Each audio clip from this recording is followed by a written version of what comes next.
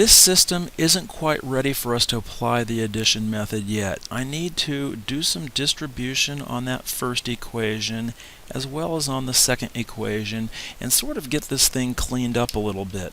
This first equation becomes 4y plus 6 minus 2x equals 1 minus x, and the second equation is x plus y is equal to 7/5 x, no, just 7/5 plus 1/5 y.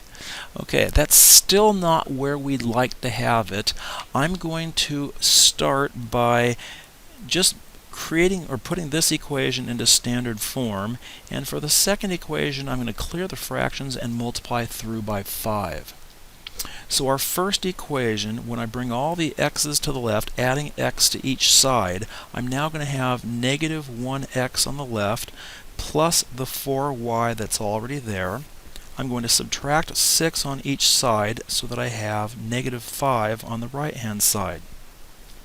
The second equation I'm going to multiply through by 5 to get 5x plus 5y equals, and now the denominators are going to cancel out and I'm going to have 7 plus y. And we're not quite ready yet. This first equation is okay as is, but this second equation needs us to subtract y on each side in order to put it into standard form. So our system now becomes negative x plus 4y equals negative 5, and 5x plus 4y is equal to 7. Okay, that's a whole lot nicer here. However, I wish these y's had opposite signs. So one of these I'm going to have to multiply through by a negative, and I'm going to choose to do that on the top equation. Multiply through by a negative to make a positive, a negative, and switch that to a positive. And now I can just add my two equations by just going straight down here. 1 plus 5 makes 6x. Cancel out those y's, is equal to 12, and therefore x is equal to 2. Now, I need to find a y value that goes along with that 2, and I do not want to substitute it back into the original equation. I'm going to substitute it in at this line that I've got the check mark on. That negative x is going to become negative 2 plus 4y equals negative 5. I will then add 2 to each side to have 4y equals negative 3, and y can now equal negative 3/4.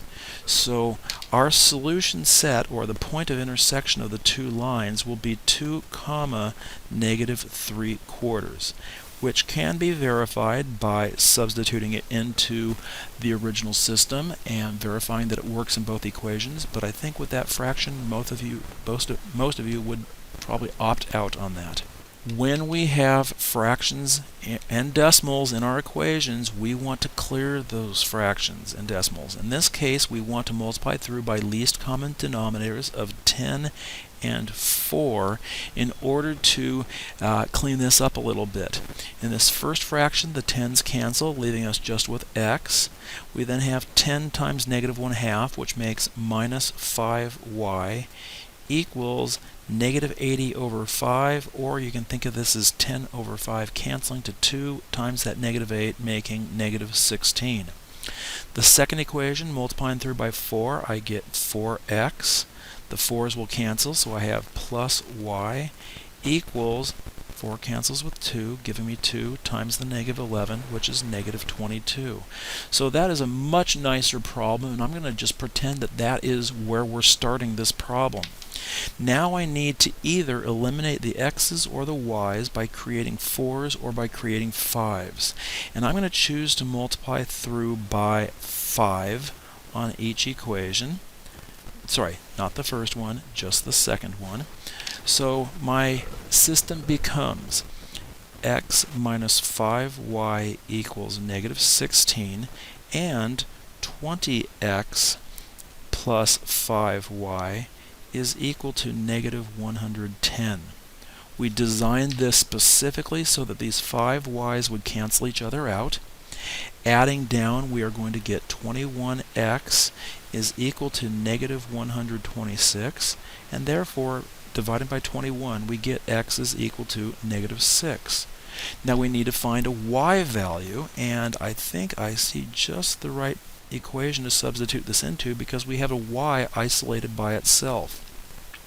So we have 4 times negative 6, that's our substitution right there, which is negative 24, plus y is negative 22. And adding 24 to each side, we find that y will equal 2, and our solution or point of intersection for this problem will be the point negative 6 comma 2. So anytime you have a lot of fractions in your equation or equations, clear those fractions by multiplying through by the least common denominator.